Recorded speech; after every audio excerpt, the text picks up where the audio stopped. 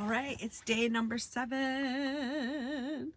Wow, so I have been 1 week here in Slab City, and I'm just delighted to be here still.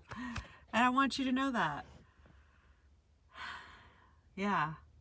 So tonight, actually today, I was determined to hunker down and get my online work done. And I have to say, you know, I just want to socialize all the time. So it was a bit hard to focus, but I made myself focus.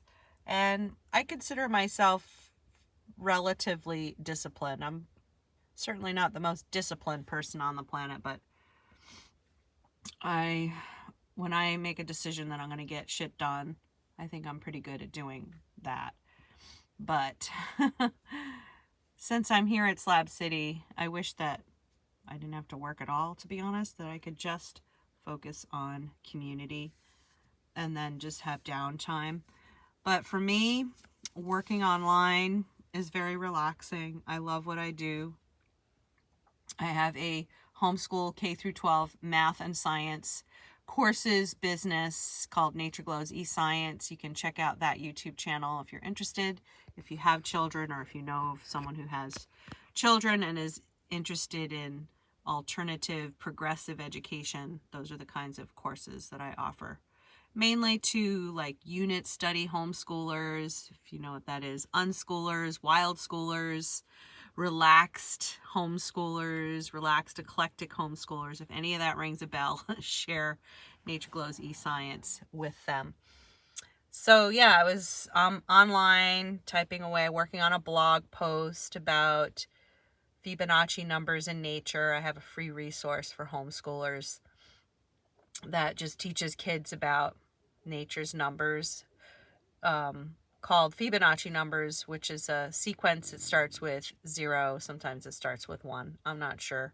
But I usually start it with 0, comma, 1. 0 plus 1 equals, you guessed it, 1. 1 plus 1 equals 2. 1 plus 2 equals 3. 2 plus 3 equals, you got it, 5. 3 plus 5, 8. 8 plus 5, 13. So the sequence keeps going like that. You get the idea. You add the numbers next to each other, giving you the next number. So these numbers are found throughout nature, and I spent 7 years studying these numbers and their relationship with the natural world. They're found prevalently in botany, plant life. The human body exhibits Fibonacci numbers, like our 5 orifices. 5 is a Fibonacci number. What else? There's a lot of things going on in the human body. There are Fibonacci 5 digits, 5 digits on each hand and 5 toes on each foot. So it goes on and on and on. It's really incredible. So this is the kind of math that blows me away. It brings mathematics alive. So I create resources and courses for kids about that, because I struggled in math when I was a kid. Mainly when I hit higher maths like algebra and geometry, I pretty much hit brick walls. And I know a lot of other people do. I'm not alone, I remember my adoptive brother and sister were like masters of algebra, and I just felt like such an idiot. I just felt so humiliated. I'll never forget that. Like, certain people I looked up to were like math geniuses, and, I struggled to subtract in my head. And subtraction's one of those tricky things to do in one's head, I think, to this day.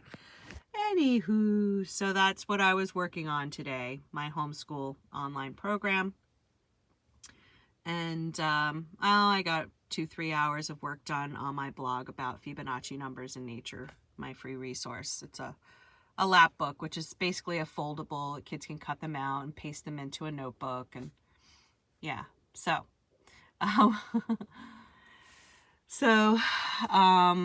my host, whom I've been keeping her name secret because I'm still not sure if she wants she's not a YouTuber herself, so I should talk to her and see if she minds me mentioning her. Oh, you know what? She did say I could say her name, but yeah, let me just double check that again. All right, so my hostess invited me to the soup kitchen, the Sunday soup kitchen. So I went to that, and on the menu was this incredible veggie-filled soup, like potatoes, carrots, onion, garlic, and it was really well seasoned. Brussels sprouts, which I never eat, but this soup had Brussels sprouts. So they called the soup roots and shoots. So I immediately thought, wow, that's something that I would love to eat, because I really appreciate healthy food from nature's table. Healthy whole foods, not from a bag, not preservative filled.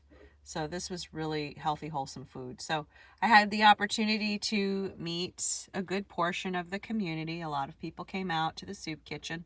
They had a giant truck, like, full of fruits and veggies that they passed out. They had these big giant bags and boxes on the table, on one of the tables, and people came and filled plastic bags to take some food home. What an incredible service. So the kitchen is run by a couple of gentlemen. One of them, a YouTuber, Waterboy is his name. So he was there. So I got to meet Waterboy, which was super exciting.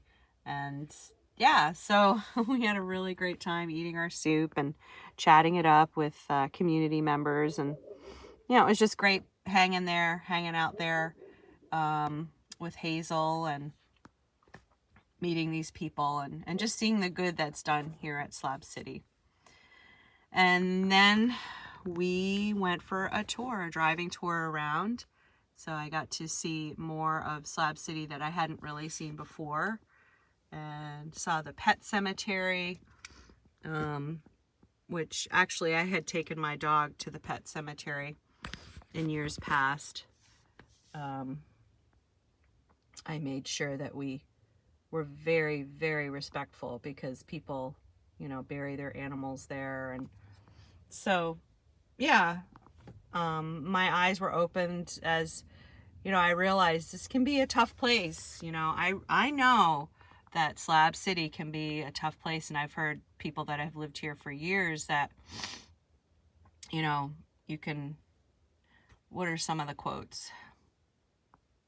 You know, either Slab City keeps you or it spits you out, you know. But I think that wherever you are, there you are. And the energy, if you have good intentions, I believe Slab City will embrace you.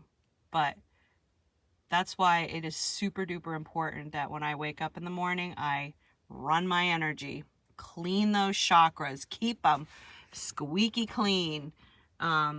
Because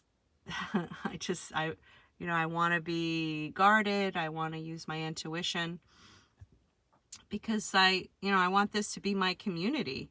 Maybe someday full time. I may live here year round. That's, you know, why I'm here, is because I want to explore the possibilities of living here as a full-time member and finding my niche, which, you know, I'm just trying to go with the flow and figure out what that might be.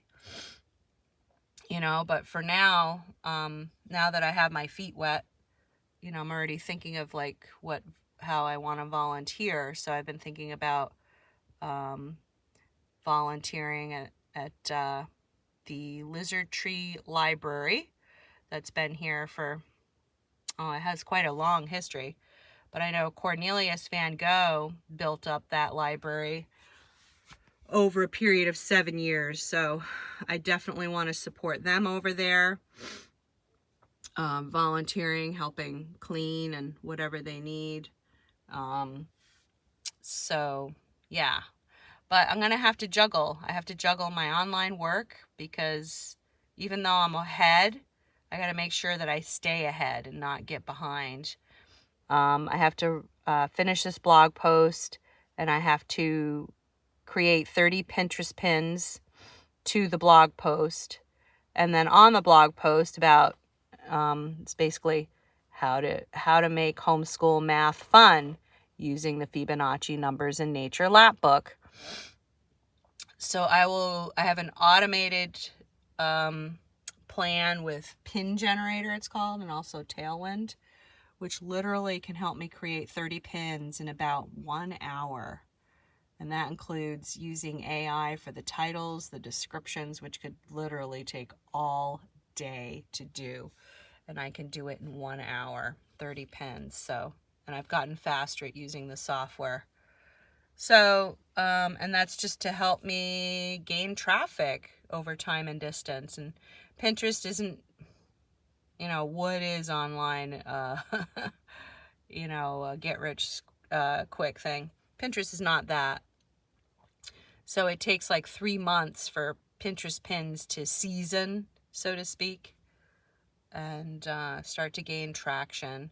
So that's how I'm going to get my leads, is primarily through Pinterest and through YouTube. So I got to keep that, I have to keep that going. So I have to really strike a balance between community life here at Slab City and personal self-care. I can't let that go out the window.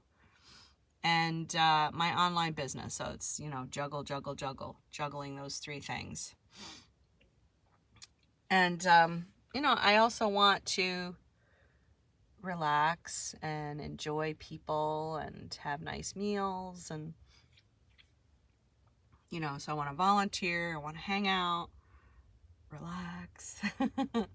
And I would say my favorite way of relaxing is going for long walks to the hot spring, soaking in the hot spring. I just love it. It's like my favorite thing to do. All right, so tomorrow is day number 8. So stay tuned. Check out my previous videos from days 1 through 6.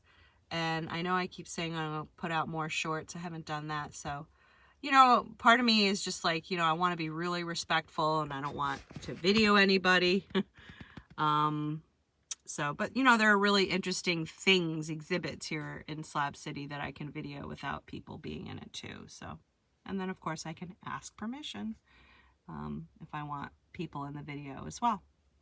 All right, see you in the next video.